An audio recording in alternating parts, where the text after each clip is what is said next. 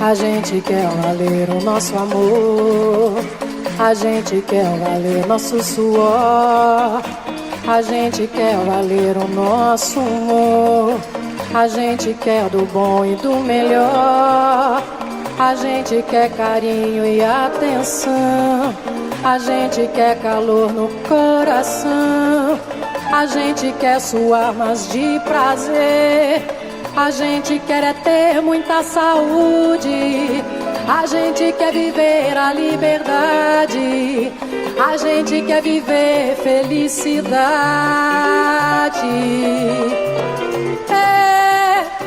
A gente poderosos podem matar uma, duas ou três rosas, mas jamais conseguirão deter a chegada da primavera. Encosta na janela pra passar a mão nela. A gente quer viver pleno direito, a gente quer viver todo respeito, a gente quer viver uma nação, a gente quer é ser um cidadão, a gente quer viver uma nação. Bom dia, boa tarde, boa noite. E que noite! Delícia! Que noite histórica! Pra Amigo, falar dá de o contexto, Lula. dá o contexto nessa gravação. A gente tá gravando quando? Nós No dia que estamos Bolsonaro gravando foi preso, foi condenado a 20 quantos anos? 27? 27 anos e 3 anos. meses. Ah, Tá na hora do Jair, tá na hora do Jair. Eu quero Jair embora, arruma suas balas, tá no pé e vai embora. Tá na hora do Jair, tá na hora do Jair. Jair embora. Amizade. ó, não me comove o pranto de que é ruim. Vou festejar o teu sofrer, o teu penar, seu pilantra! Pilantra!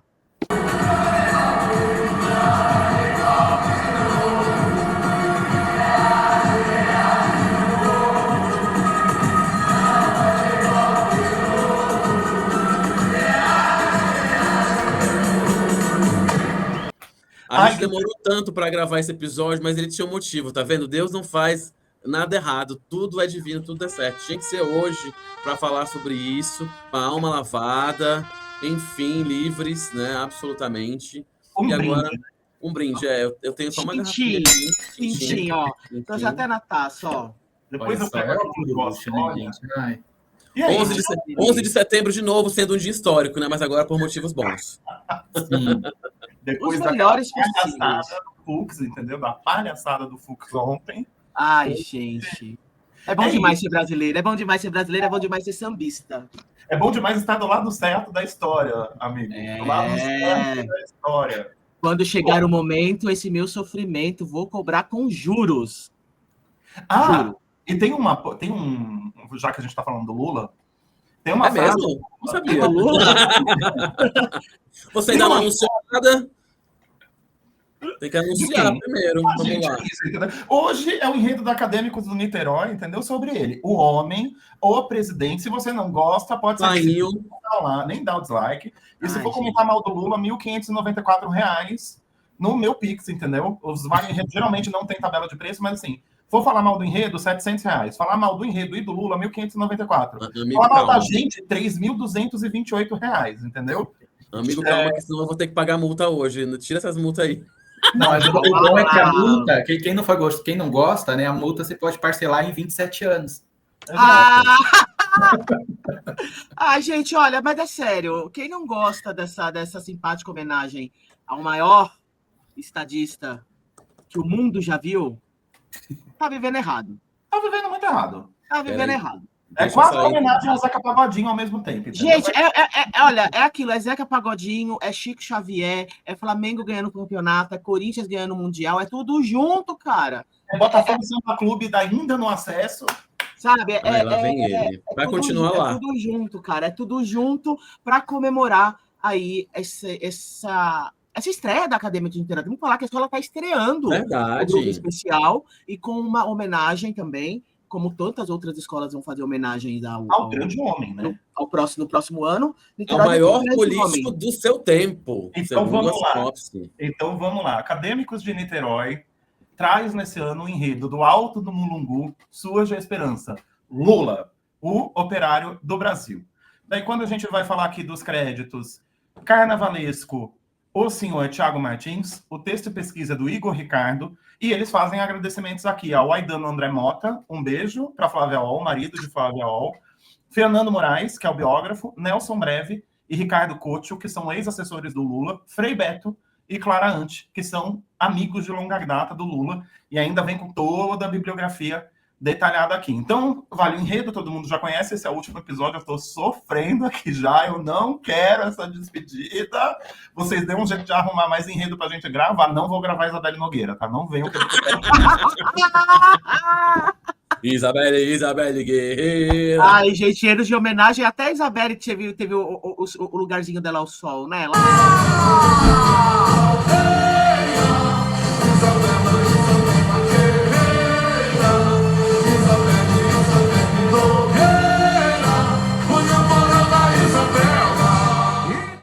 Como vai funcionar o quadro hoje? Da mesma forma de sempre. Eu vou ler aqui meu entendimento da sinopse, passo para os meus colegas para eles falarem o entendimento deles, a gente faz aquele bate-papo, bate-bola rápido, assim, aquele jogo gostoso da gente, e no final a gente vai para a pergunta que não quer calar. E aí, vai o enredo? E, bom, vamos lá, vou começar com a sinopse. Eu dividi aqui a sinopse, no meu entendimento, em 5 partes. A sinopse, para quem for ler, muito bem escrita, toda feita de forma corrida, não tem uma separação de bloco na sinopse, então a divisão dos blocos a partir do meu entendimento. Então, bloco 1, que eu chamei aqui de A Infância no Sertão, então a narrativa vai se iniciar no Agreste Pernambucano, em Garanhuns, que é o berço da infância do Lula, e a sinopse enfatiza um ambiente árido, a relação íntima com a natureza, os mitos populares e a precariedade extrema. A gente precisa lembrar que a gente está falando do interior do sertão do Pernambuco. Então aqui vai ter uma figura muito forte também, que é a presença do rádio, com Luiz Gonzaga. Então a sinopse começa com uma canção do Luiz Gonzaga para embalar.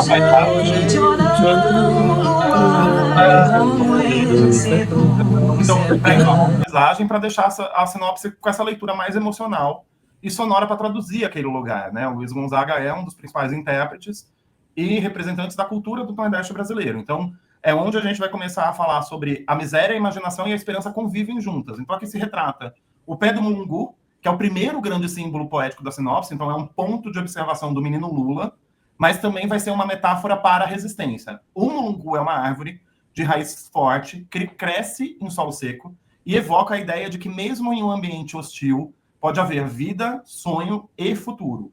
O Mulungu, portanto, é o trono simbólico onde o Lula, a criança Lula, observa e sonha. Se a gente for ampliar um pouco mais a visão dessa parte da sinopse, a infância aqui ela não vai ser narrada como vitimização. Ela passa por uma parte de fundação simbólica da identidade do Lula. Então, a fome, a ausência do pai, a mortalidade infantil, elas são narradas, elas estão na sinopse, mas elas são feitas de forma lírica, e não de uma forma com revolta ou de uma forma muito direta, o que ajuda a construir a ideia de superação sem amargura que vem depois para a figura do futuro que a gente vai ver do Lula. Então, vão ter elementos místicos, então vai falar do Papa Fico, das almas penadas, da cobra que suga leite, vai que com isso cria uma camada de brasilidade profunda conectada ao imaginário oral do Nordeste, tão presente em cordel e festas populares. E aqui também vai falar da Dona Lindu. Dona Lindu é a mãe do Lula, que desponta como matriz de força moral. Aqui ela vai acabar sendo o eixo dessa narrativa, representando a ancestralidade feminina do Brasil, que resiste à dor com fé e trabalho. Então é uma representação das mães brasileiras. Aí a gente vai para o bloco 2. Vai que com isso cria uma camada de brasilidade profunda conectada ao imaginário oral do Nordeste, tão presente em cordel e festas populares. E aqui também vai falar da Dona Lindu. Dona Lindu é a mãe do Lula, que desponta como matriz de força moral. Aqui ela vai acabar sendo o eixo dessa narrativa, representando a ancestralidade feminina do Brasil, que resiste à dor com fé e trabalho. Então é uma representação das mães brasileiras. Aí a gente vai para o bloco 2, que eu chamo aqui de imigração, sob o ponto de vista de retirante. Então aqui vai ocorrer a primeira grande transição física e simbólica, com a saída do sertão rumo a São Paulo. Então o trecho vai relatar a travessia no Pau de Arara como um verdadeiro rito de iniciação. Então a viagem de 13 dias torna-se a metáfora da transformação nacional. Então a gente tem que lembrar que o Lula, várias entrevistas dele antigas, ele fala 13 dias eu passei 13 noites, então ele fala muito sobre essa viagem. E daí, quando a gente fala que esses 13 dias, eu coloco aqui que são uma metáfora da transformação nacional, é porque nessa época que está relatada na sinopse, é uma época também que milhões de nordestinos fazem o mesmo caminho. Eles fogem da seca para São Paulo ou para o Rio de Janeiro em busca de oportunidade, porque o sul, então, né, o sudeste aqui, era o sonho dourado, era o Eldorado dos nordestinos, era onde você poderia construir sua riqueza, era onde você conseguia ter sua vida. Mas, obviamente, aqui, quando o nordestino acaba chegando no sul e no sudeste, o sudeste acaba mostrando a face real que a gente convive até hoje. Todas as desigualdades urbanas, todo o preconceito regional, toda a questão de invisibilidade social. Então, aqui, a gente tem que colocar algumas figuras nesse momento da sinopse, que ele vai falar sobre o pau de arara, que é o transporte precário, que é esse símbolo de precariedade da mobilidade social. Vai falar também que a chegada da cidade é marcada por desilusão. São Paulo era um sonho, mas São Paulo se revela um campo de sobrevivência. E a experiência do Lula como menino migrante vai se conectar à história de milhões de brasileiros e vai antecipar o seu discurso político posterior, que é dar visibilidade ao povo invisível. E aqui a gente tem que falar que o povo invisível é o povo pobre, principalmente o povo pobre nordestino, que ficou por anos sem suporte nenhum do governo. Daí a gente vai para o bloco 3, que aqui é muito sobre a formação política e sobre a formação dele como operário. Então aqui eu chamei até de O Grito do Operário. Então esse bloco vai narrar o início da vida adulta do Lula como operário metalúrgico, vai falar da entrada dele no Senai e a transformação desse ofício em orgulho de classe. A gente tem que lembrar que o Senai é uma escola de cursos técnicos em São Paulo, de oportunidades, onde você acaba fazendo prova para entrar no Senai, então dedica uma parte de estudo, você acaba saindo lá com uma formação técnica. É um sistema, hoje, muito associado à indústria, ao comércio, que indústrias e empresas do comércio acabam doando uma parte do imposto para o Sistema S, que é o SESC e o Senai, e daí tem outros também que agora não vou lembrar, mas como eu edito vídeo, eu coloco depois aqui as siglas e tá tudo certo. E daí o Senai é responsável por essa transformação de ofício das pessoas, né, de trabalhadores, e foi muito responsável pela formação de muitos metalúrgicos do ABC, entre eles o Lula. Então aqui vai surgir a figura do torneiro mecânico como o símbolo dessa dignidade técnica, como o trabalho e a fábrica como espaço de aprendizado social. E também aqui vai falar do endurecimento da ditadura. O movimento sindical sofre repressão na ditadura, e daí, neste momento, o Lula emerge como uma liderança durante a brutalidade do regime. Então, a dor é pessoal do Lula, porque nesse momento a dona Lindu falece e também a esposa, isso canaliza no Lula um impulso de ação política coletiva. Então, a fábrica aqui na sinopse, no meu entendimento, vai aparecer como um novo útero social do Lula. Então, a partir da fábrica, o Lula é forjado através do trabalho da dor e da resistência, e daí aqui, a partir disso, se ele tinha uma representação do Mulungu na infância, da farsa, da força, a Sol e o Fogo vão representar essa maturidade dele. Por isso a fábrica é esse espaço também simbólico de força e amadurecimento. A greve também aparece nesse momento, porque é uma forma de insurreição operária, e aqui vai surgir a fundação do PT, que marca essa ruptura institucional. Então, pela primeira vez, os trabalhadores se organizam e organizam sua própria ferramenta política fora dos grandes partidos tradicionais. A gente tem que lembrar que na época da ditadura a gente tinha o Arena e o MDB. No processo de redemocratização começam a surgir outros partidos. E a ideia do sindicato, né, aqui na sinopse, trata o sindicato também como lar.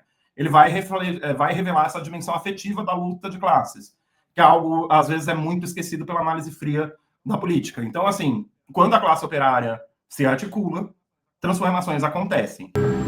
Classe operária organizada é a pior coisa que tem. Ninguém segura. Isso está em Karl Marx, isso está ao longo dos anos, a gente vai vendo que as mobilizações sociais e mudanças sociais acontecem a partir de mudanças de classe. A gente tem visto isso acontecendo agora com o movimento dos motoboys que trabalham para iFood.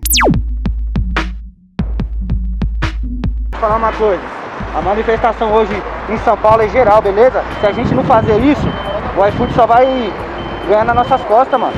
Entendeu? A taxa é muito baixa e a gente tá correndo o dia inteiro na rua, trabalha 12, 13 horas por dia pra não ganhar nem chegar em casa nem com 30 reais. Mas tem dia que a gente sai 9 horas da manhã e volta meia-noite, 2, 3 horas. No final do mês a gente trabalha quanto carga horária nossa. Pra gente não fazer nenhum salário. Mas é quem representa ela na rua. Fica fazendo propaganda de graça. A capa aqui, ó, tem a capa da iFood, a caixa da bag, né, da empresa. É um pouco desse paralelo que a gente tem que entender. Para quem é muito novo e está assistindo a gente, precisa dessa referência. Aí o bloco 4, aí, depois que fundou o PT, depois de toda a revolução do Lula enquanto líder sindical, enquanto líder político. O Lula acaba perdendo 3 eleições para a presidência antes de ser presidente, uma antes de 1990, a primeira vez para o Fernando Collor, depois ele pede 2 para o Fernando Henrique Cardoso, ou mais conhecido como FHC, e vira presidente em 2002 com 50 milhões de votos, a partir do momento que, obviamente, ele faz a carta aos brasileiros, ele faz um retrofit de imagem, acaba sendo eleito com 50 milhões de votos. Se havia alguém no Brasil que duvidasse que um torneiro mecânico saído de uma fábrica chegasse à presidência da República, 2002 provou exatamente o contrário.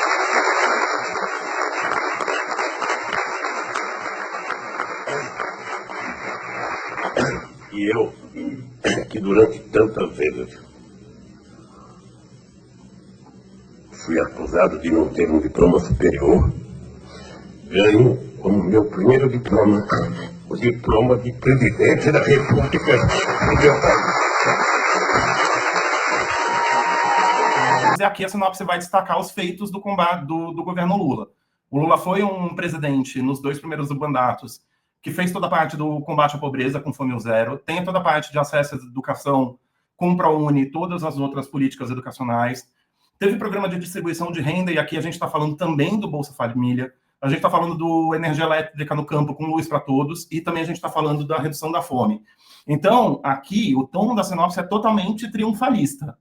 Então, o povo pobre passa a consumir, a elite se irrita, a pirâmide social brasileira começa a se organizar, e daí aqui vem o clássico, a esperança venceu o medo.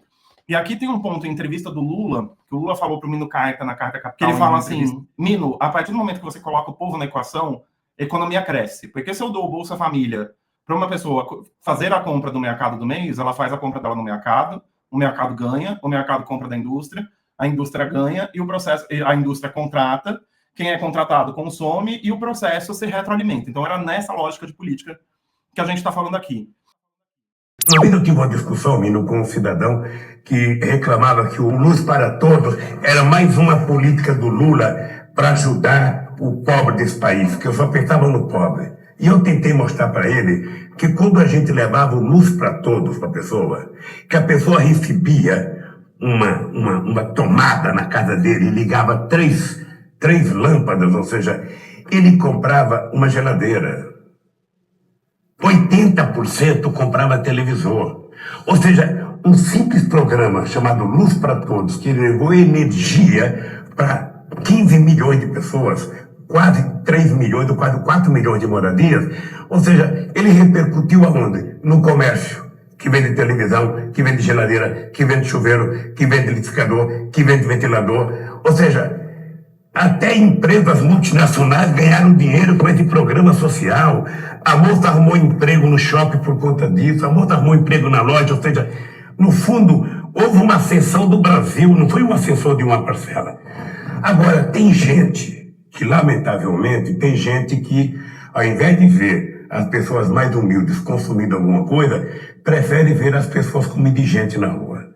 Então, aqui também nesse setor, antes da gente ir para o último, para ampliar a visão, a gente tem que pensar que a eleição do Lula aqui vai ser descrita como um marco não só político, mas emocional. O operário vira presidente sem abandonar o que ele é e sem abandonar a humildade, todo o termo usado como companheiro. A sinopse trabalha muito essa questão do companheiro que o Lula usa como termo até hoje. A sinopse resgata, nesse ponto, a ascensão de classes marginalizadas como um choque com as estruturas do poder. E isso explica o início do recuo, que depois vira as elites, que o Lula sempre falou muito, que se sentem ameaçadas pela inclusão. E aqui a gente tem, obviamente, uma ironia que está sugerida, né? A mobilidade dos pobres é percebida como degeneração por parte dos que sempre dominaram o topo da pirâmide. E aí a gente chega no bloco 5, o retorno e o mito companheiro do Brasil, como eu chamei aqui. Então, o bloco 5 vai tratar do retorno do Lula à presidência como uma espécie de renascimento simbólico. A sinopse não menciona explicitamente a prisão, mas ela fala de uma primavera que renasce após os tempos das sombras. A ideia central é que Lula, mais do que um político, se torna um símbolo nacional, um mito que sobrevive às tentativas de silenciamento.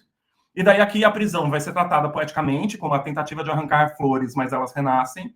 Isso vai criar uma narrativa de martírio e ressurreição política, muito semelhante às figuras míticas da literatura e da religião. O companheiro aqui não é apenas um termo partidário, ele é afetivo. O Lula é o amigo do povo, é alguém com quem você pode contar. E aqui a herança de Dona Lindu aparece novamente. Então, a ideia de um homem que carrega não só um homem, mas uma missão transmitida pela sua ancestralidade, aqui a ancestralidade falando muito da figura da mãe. Então, como conclusão geral, a sinopse constrói uma biografia épica e poética do Lula, muito mais voltada à construção de um mito popular do que uma narrativa factual. Então, essa é uma escolha estética e política clara aqui, tanto do enredista quanto do carnavalesco. A figura que surge não é apenas a de um ex-presidente, mas eles colocam como um símbolo grande da dignidade do povo brasileiro. Só que, ao mesmo tempo, o texto deixa de lado polêmicas e críticas que compõem o imaginário nacional recente sobre o Lula, como os escândalos de corrupção, a polarização política ou os dilemas de governabilidade. Mas isso até, na minha opinião, é coerente com o propósito do enredo, porque o propósito é celebrar um personagem através do olhar popular e não fazer uma biografia isenta, porque daí biografia isenta a gente deixa para os biógrafos, não é mesmo? Então, é isso. Niterói arrasou. Por mim, assim, continua aí. Tá no mudo, tá, Calupe? Continua no mudo. Nossa, já começou a votar, nem terminou o vídeo. Olha, ele foi de Carmen Lúcia, ele não fez. Eu não me preservo, entendeu? Um beijo, Carmen Lúcia! Deixa o samba morrer, não deixa o samba acabar. O morro foi feito de samba pra gente sambar. Não deixa o samba morrer, não deixa o samba acabar. O morro foi feito de samba pra gente. Tô desempregado, eu tô desempregado. Não se preservou, não deixou nada pra gente falar. Vamos embora para casa. Ai, gente, olha. É isso. Já foi a mesma coisa, Calupe. Ele foi perfeito, assim, arrasador. Bom, vamos lá. É nossa missão carnavalizar a vida. Então, assim, Niterói, que sabor. Vamos debater aqui, né? Chega, vamos debater. Acabou, Niterói. Gente, beijo. Até o próximo. Vamos lá. Calupe, qual o seu entendimento sobre o enredo da Niterói? Engraçado que, de fato, como o texto ele é corrido, ele gera muita dúvida de como essa divisão ela vai acontecer na avenida. Não sei se foi uma estratégia do carnavalesco e do enredista ser um texto corrido como se fosse uma biografia, mas biografia sem capítulos, né? Mas eu consegui também extrair 5 setores mais diferentes de você.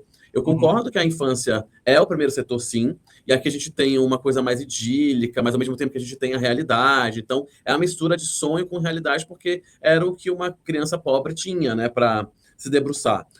Eu acho legal que ele coloca a figura das assombrações de infância, porque a gente tem que lembrar que Tiago foi um aprendiz de Rosa Magalhães. Então, ele bebe um pouco aqui de Fernando Pamplona, 2015, para trazer o Papa Figo e a Cobra Preta, né? Para quem não sabe, Papa Figo, ele comia o fígado das crianças que, né, não se comportavam muito bem. E a Cobra Preta é uma lenda que ela mascara a desnutrição do povo brasileiro.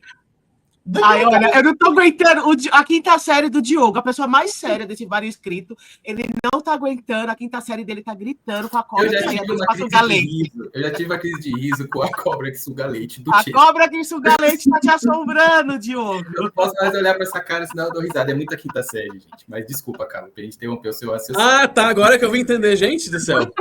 Então, a cobra que suga leite, né? É chamada de Mussurana também, ou a cobra preta. É uma lenda do Nordeste, né, que ela mascara a desnutrição do povo nordestino, porque muitas crianças acabavam morrendo, natimortas, ou assim que nasciam poucos meses depois, e reza a lenda que uma vez o pai chega em casa, porque a mãe dava de mamar todo dia para o filho, esse filho emagrecia, não sabia o que estava acontecendo, e o pai chega em casa, a mãe está dormindo, com o peito para fora, e uma cobra está sugando o peito dela.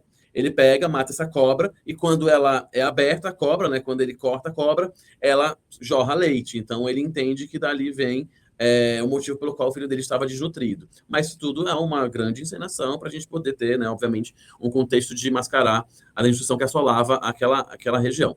Então, aqui eu concordo, acho muito bonita a passagem do parque de diversões, né, dos bichos, dos coelhos, calangos, preás, beija-flores aí, né, para o nosso querido Ninopolitano, Caramujo. Então, acho que a escola vem muito bem, do ponto de vista estético, nesse início aqui, né, de desfile. E aí, depois, do segundo setor, concordo também que é a seca, que é a migração, a maior seca que Garanhuns já passou, né? E aí tem um fato histórico importante, porque se você pesquisar hoje de onde nasceu o Lula, não vai falar que é Garanhuns, vai falar que é Caetés, porque Caetés é hoje a cidade na região onde Lula nasceu, que anteriormente se chamava Garanhuns. Houve uma disseminação, né, territorial, que a região onde Lula nasceu, que se chamava Garanhuns, passou a se chamar Caetés. Então, esse é um fato histórico importante para se contar aqui. E aí a gente começa a ter uma dissidência aqui, porque para mim o terceiro setor é São Paulo. É a cidade de São Paulo, a terra prometida, onde ele consegue ter uma virada de chave, né? Então, primeiro ele passa pelo preconceito, depois ele tem a chave do paraíso, que é o diploma do Senai como torneiro mecânico, né? Então, assim, ele falava para a mãe que ele ia conseguir o diploma e tudo mais, então ele não consegue o diploma de nível superior, mas ele tem o diploma técnico, ele se torna torneiro aqui, é uma virada de chave para ele. O macacão é motivo de orgulho, é uma moldura, é um elemento aí de consagração. E depois disso, já em São Paulo, o quarto setor, para mim, é a ditadura militar. São os anos de chumbo e tudo que acontece ali naquele momento. Aí você falou dos direitos dos trabalhadores, as greves, a fundação do PT, o movimento operário, o AI-5 e tudo mais. E o último setor, para mim, já é ele presidente. A escola, apesar de uma certa forma, na passagem, indicar que há uma ruptura, né, na presidência dele, porque ele é eleito, 52 milhões de votos, e depois ele retorna para a presidência, a nova primavera chegou, assim como o enredo trata aqui na sinopse. Para mim, ela é uma passagem só. Então, a gente tem desde o deputado constituinte, que vai ser eleito, todos os programas sociais, que você já bem colocou, e vai até o momento atual, com o patriotismo antipatriótico que nós tanto celebramos aqui, né, o fim dessa saga absurda que a gente passou há alguns anos atrás. Então, a liderança nasce, cresce, se consolida como uma expressão de um andar junto. E eles finalizam com a frase "Don't you like this?", para deixar aqui um ponto, porque o texto ele foi feito já nesse cenário atual de trumpismo do Brasil, com pessoas andando com bandeiras americanas como se fosse símbolo de nacionalidade. Isso aqui é na Avenida Paulista, tá, gente? São Paulo. Ontem. Em meio a esse tarifaço imposto por Donald Trump a produtos brasileiros, os apoiadores do ex-presidente Bolsonaro estenderam essa bandeira gigante dos Estados Unidos durante esses protestos que aconteceram no dia 7 de setembro, dia da independência do Brasil. É brasileiro, né, um bando de imbecil, na verdade, para que eles possam explorar esse movimento aqui no último setor, eventualmente até, não sei, criar um sexto setor, para que a gente conviva com esse ambiente atual. Então, o Niterói tem uma oportunidade muito interessante aqui de contexto para o desfile dela, porque é sim um enredo que está em desenvolvimento, mais do que qualquer outro enredo que a gente viu esse ano. É um enredo em construção, diária. A gente acaba de ter um episódio para o enredo hoje, que até então não existia, né? Comemoração em Brasília após a condenação de Jair Bolsonaro a 27 anos e 3 meses de prisão. Tomar cerveja. Vou tomar cerveja, vou comemorar. O pessoal tá muito feliz e tá certo, tem que comemorar. Até fevereiro, quando chegar o carnaval, podemos ter mais outros episódios a serem contados na Avenida. Então, essa é a minha distinção entre o que você entendeu e o que eu absorvi da sinopse. Perfeito. Amigo, só uma pausa. Botafogo Samba Clube dá tempo ainda de mudar o enredo e virar Carmen Lúcia, a heroína. Muito obrigado. Só isso que eu queria falar. Danilo. Ano de eleição, ano que a Niterói desfila no ano que vem, certo? Exatamente. Como você acha que numa Liesa, que a cúpula, até onde se sabe, é muito mais à direita, e à direita do que a gente entendeu lá no Vale o Escrito, não no Vale o Inscrito, que a gente está querendo dizer aqui, mas não pode falar com todas as palavras no YouTube, também porque eu não sou louca, não tenho advogada para pagar processo, Free Rogério, para qualquer efeito de segurança. Você acha que é corajoso da Niterói colocar o Lula para ir para o tudo ou nada? Ou é um já sei que talvez eu tenha um futuro da UPM mesmo, já vamos colocar o Lula nessa porra e vamos afrontar todo mundo? É corajoso para um cacete. Mais que corajoso, é necessário. Porque, como o Calupe bem colocou aqui, é o enredo mais contemporâneo de todos que vão passar na Sapucaí 26. É o enredo vivo, entre todos é o mais vivo, mais presente, e que pode sofrer mudanças ainda até fevereiro na sua narrativa. eu acho que é importante porque é você se retratar na avenida. O Calup, ele disse que ele vê o início de escola muito com pegada de Rosa Magalhães. Eu vejo também, mas eu vejo também um final com pegadas de Leandro Vieira, quando fez 2019. Eu vejo com Jacques Vasconcelos, quando fez Tuiuti, em 2018 também. É pujante, sabe? Eu vejo que... Eu lembro aquele desfile de Marielle, arquibancada antes, gritando olê, olê, olê, olá, lulá, lulá.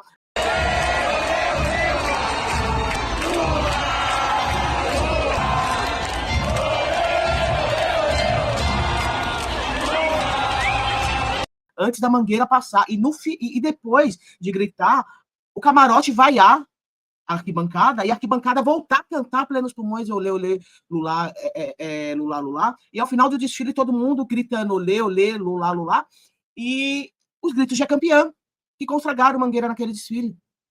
E eu vejo que é a arquibancada se vendo na pista, mais do que nunca.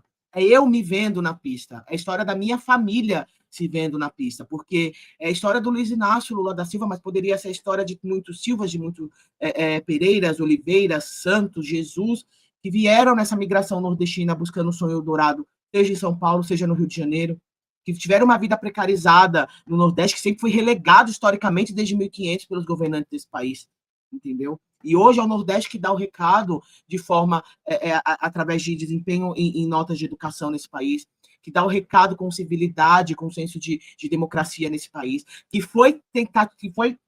teve tentativa de se impedir que se votassem, que as pessoas que são humildes como o Lula era, a família dele na década de 50, queriam impedir que eles votassem no próprio Lula nesse ano, gente. É muito sério. O que o cara está sendo preso hoje, condenado a 27 anos, não é só pelo golpe, não. É pelos 700 mil que ele deixou morrer, sabe? Com o negacionismo das vacinas. Genocídio! É como a forma como ele tratou o negro, os indígenas, as mulheres, os nordestinos durante sua vida política todinha, e hoje está sendo pago. Se ele foi condenado por o voto de uma mulher, ele foi inelegível por o voto de um negro. Não podemos esquecer disso. Dilma, quando foi pichada, ela falou que a história ia cobrar, e a história está cobrando. Não gostaria, mais uma vez, não gostaria de estar no lugar dos que se julgam vencedores. A história será implacável com eles, como já o foi em décadas passadas. E isso foi apenas o começo. O golpe vai atingir indistintamente qualquer organização política progressista e democrática. O golpe é contra os movimentos sociais e sindicais e contra os que lutam por direitos em todas as suas acepções. Direito ao trabalho e à proteção de leis trabalhistas. Direito a uma aposentadoria justa. Direito à moradia e à terra. Direito à educação, à saúde e à cultura. Direito aos jovens de protagonizarem sua própria história. Direito dos negros, dos indígenas, da população LGBT, das mulheres. Direito de se manifestar sem ser reprimido. O golpe é contra o povo e contra a nação. O golpe é misógino, o golpe é homofóbico, o golpe é racista. É a imposição da cultura da intolerância, do preconceito e da violência. Sabe? Então, assim, é um enredo vivo. E é um enredo vivo desde o seu início. Quando ele fala a história do Papa Figo, é uma história que eu estava comentando aqui com os meus amigos, é uma história que eu ouvia dos meus tios brincando quando nascia uma criança nova na família. Ai, é tão bonitinho. Os mais eles falam, bonitinho para Papa Figo fazer um lanche. Então, assim, desde criança eu conheço essa história do Papa Figo, que é um senhor de muitas posses, tinha uma doença muito séria, e falaram para ele que fígado de bichos novinhos, de crianças, fazia bem para a saúde dele, e falava que ele mandava os capatazes, pegava as crianças que eram mal criadas no Nordeste, nas caiporas da vida aí, nordestina naquela época. Então é um enredo rico nesse sentido de folclore, de trazer sensação de pertencimento, porque é aquilo, quando ele chega aqui no Sudeste para trabalhar, para ter uma qualidade de vida melhor, como todos os meus tios vieram para cá, na mesma leva, na mesma época, e chegava aqui, eles arrumavam 3, 4 empregos por dia em fábricas diferentes, com um negócio, cara, mas você vai voltar aqui amanhã para trabalhar? Porque se tinha trabalho no Nordeste naquela época, sabe? E se São Paulo hoje é o que é braço de nordestino que ergueu a cidade. Se Rio de Janeiro continua sendo o que era a capital da República e se manteve, foi nordestino que manteve a cidade em pé, sabe? Isso vale Isso me retoma até, Diego e Tiesco que vão lembrar, do Curuvi, quando ganhou, quando foi vice-campeão no Carnaval Paulistano, o enredo que falava exatamente isso, sobre o poder do nordestino em erguer a cidade. Gente, a gente tá falando de anos 2000, a escola sofreu xenofobia séria. Porque a gente não pode deixar mais passar em branco, a gente não tem que ter anistia. Porque anistiaram os caras de 64, anistiaram os caras que tentaram o golpe antes de 64, 64 eles fizeram um golpe. Deram anistia para esses caras, tentaram o golpe, não tem que ter mais anistia para bandido, para quem tenta contra a democracia. E o cara tá lá democraticamente eleito, sabe? O enredo da Niterói, ele fala isso, ele traz a persona Luiz Inácio, criança, o que veio pro Sudeste em busca de um Eldorado por melhor qualidade de vida e que se torna presidente. Cara, isso é uma saga. Quem é que ser humano que pode falar isso na tua vida, que veio do nada e se tornou presidente de uma das maiores economias do mundo, por 3 vezes, eleito democraticamente pelo povo, para governar para o povo? São poucos. E Então, condenado de forma irregular e de cabeça em pé. A estratégia é essa, sabe? Porque ele foi. E digo mais, esse Pulha aqui só foi eleito porque ele se aviltou de uma história junto com um cara do Sul, que virou Pulha também, um tal de Sérgio Moro, que virou faísca do passado, para prender o Lula de forma irregular para que ele pudesse ser eleito. Porque esse cara, no primeira vez, quando ele foi eleito, se fosse contra o Lula, a disputa, você acha que esse cara, que usa essa tornozeleira, que foi condenado, ia ser eleito? Nunca. Nunca. Lula, ele pode voltar ano que vem, ele vai ter meu voto, ele vai ter o voto de milhões de brasileiros novamente. Vai. Sabe por quê? Porque Brasil chegou a vez de ouvir Marias, Marielles, Malês e outros tantos.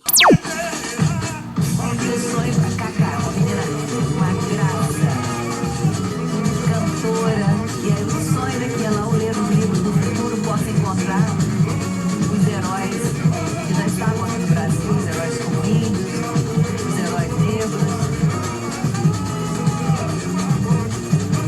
E aí, ela gravou esse samba na disputa do samba. O que se foi feito hoje foi justiça, mas muito pouco. Mas muito pouco. Porque a gente está desde 1500 levando cacetada em cima de cacetada, sendo aviltado, sendo renegado os nossos direitos. Toda vez que o povo vai para a sua ascensão, é de alguma forma querendo a direita opressora querendo tirar os direitos. Direito do negro, direito das mulheres, direito dos indígenas, direito dos homossexuais. Haja visto o que está acontecendo no país desse cara aqui novamente. Sabe? Retóricas de vamos tirar a mulher, o direito feminino ao voto. Sabe? A gente não está falando de coisa do passado, não. Então preste atenção, não está tudo ganho, não. A luta é diária. Na luta é que a gente se encontra, meus camaradas, meus parceiros. É isso. O que eu tenho para falar é boa sorte, Niterói. Eu vou estar lá na arquibancada pulando, torcendo, vibrando. Quero ver o Lula na pista, quero ver Janja na pista, eu quero ver o povo na pista com a Niterói. É isso que eu tenho para falar. Me desculpe aí se eu me alonguei, me desculpe a exaltação, mas eu estou muito feliz, sabe? Olha o homem lá de novo. Um brinde. E daí, Diogo, eu vou fazer a pergunta óbvia para você, mas que coisas óbvias precisam ser perguntadas no momento que muita gente tenta enviesar a narrativa. Por que carnaval é política? Nossa, carnaval é política porque ele nasce do povo, ele nasce dentro de um contexto em que você precisa fazer festa para que você possa justamente conviver com uma vida que é difícil e que é complexa dentro do seu cotidiano. Então, o carnaval, ele, para muitos, é uma válvula de escape, para tantos outros, ele é uma válvula de escape e também de manifestação cultural e artística, mas ele sempre será algo de viés social e de viés político, não tem como ser diferente. E nesse caso, que a gente está homenageando um presidente eleito, que está em exercício, você acha que é o papel da escola de samba reconhecer um político ainda em vida? Ou a gente tem aquela ala que fala, não, mas deveria esperar ele não estar eleito para homenagear tal qual foi feita com a Gaviões da Fiel? Não, de jeito nenhum. Tem que homenagear em vida. Se é uma pessoa importante, se é uma pessoa relevante, é justíssimo que isso seja colocado ainda em vida. E aí vocês falaram tão bem sobre a questão desse enredo, que além de ser um enredo biográfico, ele é um enredo exaltação. Então, a gente, mesma maneira que a gente tem samba exaltação, a gente tem um enredo exaltação. Então, aqui a proposta, né, da Niterói não é fazer esse enredo crítico ou de análise sobre momentos do Lula, mas sim de exaltar essa figura. E aqui eu preciso parabenizar a escrita da sinopse, eu preciso parabenizar Carnavalesco, porque a gente tem muitos elementos visuais que fogem do óbvio. Então, no começo aí que vocês já destacaram bastante, a gente tem muitas figuras lúdicas, musicais, religiosidade, mas a gente tem dentro do desenvolvimento da sinopse também elementos que o Dan chamou a atenção e que é muito real, de pontos que fazem parte da vida da grande maioria dos brasileiros. Então, assim, quando ele pontua até a escola onde o Lula se forma, isso é muito emblemático. Se quantas pessoas não esperaram por isso? Olha, eu tive uma infância difícil, mas eu consegui desenvolver, eu consegui me formar e agora eu vou ter uma profissão. E a partir daí tudo acontece. Então, é uma escola que homenageia o homem do povo e que traz para esse desfile tudo aquilo que é familiar ao povo. Então, o que se espera realmente dessa homenagem em vida é que, ao ver o Lula ali representado, esse povo possa se ver também. Então, tem toda essa maravilha de você homenagear alguém que ainda está vivo, porque você ainda pode ter essa pessoa como uma referência real e alguém alcançável. Eu acho fundamental a questão do enredo, porque é importante que o povo se veja refletido. Então, se o povo se vê como alguém vitorioso, ele se conduz à vitória também. Ah, bonito isso, amigo. Perfeito. E assim, aproveitando, meu querido, eu até quero aqui mandar um recado do fundo do coração para acadêmicos de Niterói. Ainda dá tempo de mudar o nome do enredo, ou se é um nome profundo, é um nome lindo, ele reflete a sinopse, mas bora mudar esse nome para Lula-Herói? Olha só, Lula com Niterói, une os dois. E você já pensou, toda e qualquer pessoa nesse mundo que tiver que pronunciar o enredo vai ter que pronunciar Lula-Herói. Pô, olha o sabor! É demais. Vamos mudar. Você quer causar, né? Você quer causar, Ele né? quer, olha, só aqui no Vale Escrito, você vê que a gente quer dar pitaca até no título do enredo da escola dos outros. É só aqui nesse canal. Maravilhoso, Diogo. Olha, e diria para vocês, viu, Niterói? Tá aqui, Diogo, contrata para marketing, tá? Sim. É frase de camiseta. Dito isso, incrível. A pergunta que não quer calar. Danilo, vale o enredo? Claro que vale.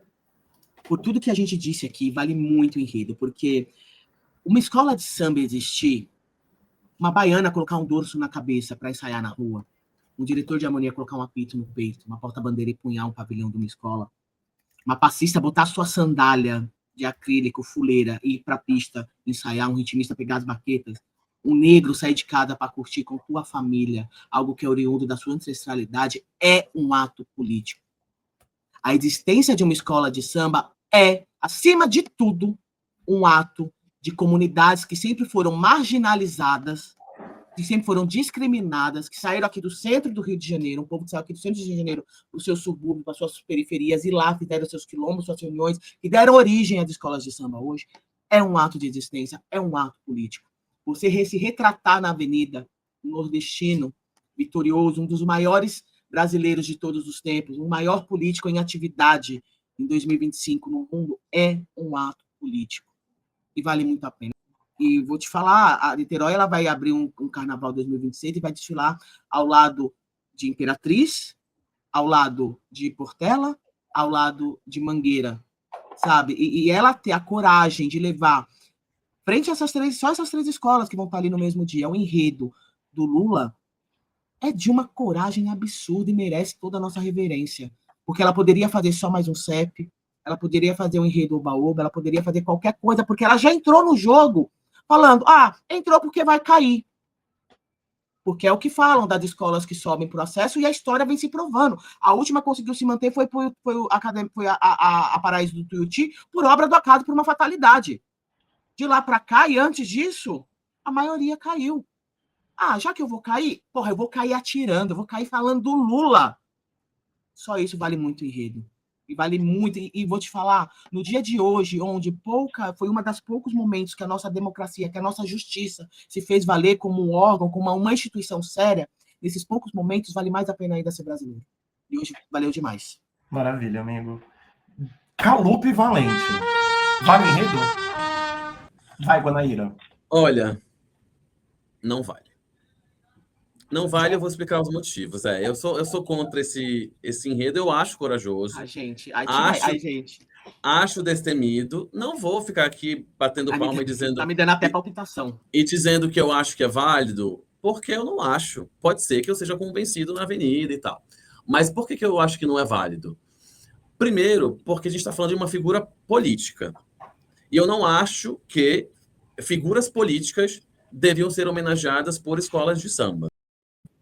No espetáculo de carnaval das nossas escolas de samba. Então tira o seu título de 2019. Pode tirar, então. Tira, não, esquece. ali é diferente. Esquece. Ali é por diferente. que é diferente? Ali é diferente. Porque a Mangueira pode, a Niterói não pode. Não, porque ali a gente está falando de história do Brasil num contexto geral. A gente não está falando de uma pessoa em específico. Então, mas a história dele é a história do Brasil, amigo. É a história recente do Brasil. Eu vou poder defender o meu voto ou eu vou ser limado aqui? Defenda seu voto, candidato. Obrigado. Então, assim, não acho... tenho medo porque o Lula é uma figura... Se a gente tivesse que fazer um enredo de carnaval, Lula, sim, seria a primeira figura que merecia um desfile de carnaval. Ok, tá? Quanto a isso, acho que estamos todos no mesmo ponto. Mas o meu receio é isso virar uma pataquada. Daqui a pouco ter Eduardo Paes, daqui a pouco ter Crivella, daqui a pouco ter Bolsonaro, alguma escola de samba maluca, entendeu? Porque também são figuras políticas que alguém pode achar que é relevante contar a história dessas criaturas. Então é abrir um portal para um universo que eu acho que a gente não precisa entrar.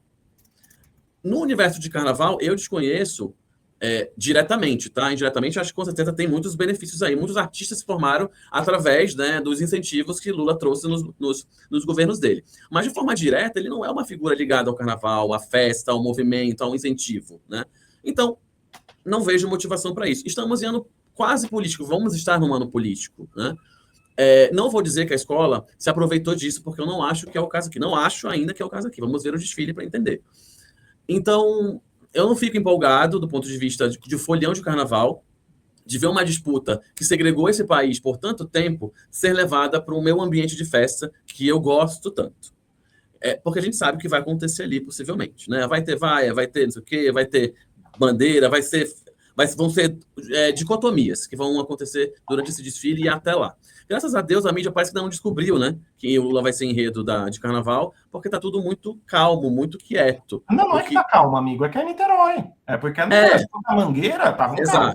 pode ser, entendeu? Então, nesse contexto, eu entendo que eu preferia que não acontecesse, tá? Mas eu admiro a coragem da escola, o enredo em si, como construção, como sinopse, como proposta, se fosse qualquer... Tira o Lula. Vai falar do Joãozinho aqui que teve essa história. É lindo. É um enredo muito bem construído com uma excelente proposta, tá? Mas, falando de uma figura política em si, eu acho que a gente podia deixar passar. E nem digo, você deixa ele morrer. Não temos. Não temos que ter Getúlio Vargas, não temos que ter Floriano Peixoto, não temos que ter nenhum político sendo homenageado de carnaval, porque o meu entendimento de política é a gente não tem que louvar político. Ele está lá para fazer o que tem que ser feito. Ele foi votado para isso. Mas ele fez muita coisa.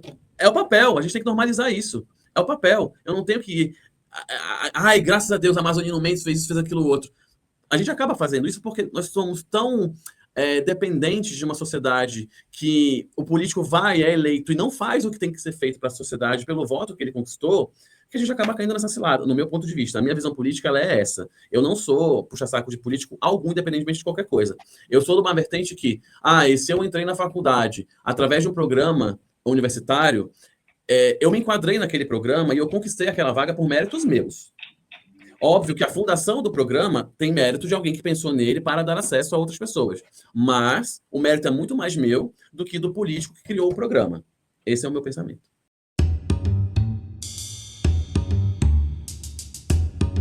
Meu pai era preto, como seu pai. Meu pai era alcoólatra, como seu pai. Estudou até o primário, atleticano. Trabalhou desde criança. A maior parte da vida ganhou como operador de máquinas, minerando para Samitre, hoje Vale, em Mariana. Salário de classe média baixa. Nossa casa era simples. Mas os direitos trabalhistas, plano de saúde, garantiram a mim e ao meu irmão uma vida digna, modesta e digna. Meu pai e seus amigos tinham um profundo respeito por uma palavra que eu não entendi o significado: sindicato. Eu cresci aprendendo a odiar as palavras Collor e FHC. Meu pai os odiava. Assistindo o JN e dando boa noite a William Bonner, quando esses nomes apareciam, meu pai os amaldiçoava. Algumas vezes, além da vergonha que eu sentia do meu pai por ser alcoólatra, eu achava meu pai um pouco burro também, porque os meus amigos na escola diziam que os pais deles gostavam do FHC. Meu pai não tinha estudo, então eu, às vezes, duvidava dele. A última conversa que eu tive com meu pai foi no dia 12 de outubro de 2006, um pouco antes do segundo turno das eleições. Eu, sentada à mesa na casa da minha avó, ele em pé, gigante. Pai, vai votar em quem?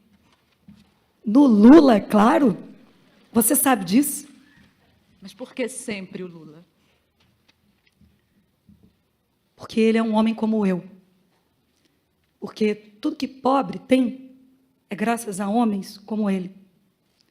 Não importa o que seus amigos ricos dizem, o que você tiver é por ele. Eu tinha 15 anos. Meu pai morreu no dia seguinte, uma sexta-feira 13. Ele não votou no Lula naquela eleição. Meu pai não me viu ir à universidade. Graças ao grande esforço da minha mãe, fui uma das poucas pessoas da minha família a ir para a universidade. Hoje escrevo isso no Vale do Silício, um dos lugares mais ricos e poderosos do mundo. Eu não vejo aqui trabalhadores como meu pai de uniformes e botinas. Eu vejo aqui a sonhada modernidade que nunca alcançaremos, construída por homens em torno do mundo como meu pai. Ele estava certo. As poucas e modestas conquistas que tenho devo a homens como Lula. Devo ao Lula. Devo ao meu pai. Devo a mulheres trabalhadoras como minha mãe. Devo aos sindicatos. Devo aos professores. Minhas conquistas são modestas, mas elas são tudo o que disseram que filho de preto e pobre jamais teria. Meu pai está morto. O mundo do meu pai, de sindicato, CLT, aposentadoria, está morto também e eu choro. Eu compartilho essa história para dizer que meu pai, meus avós, minhas avós, minha mãe, somos sublimes. Somos sublimes porque sonhamos para além da miséria que nos dão como destino.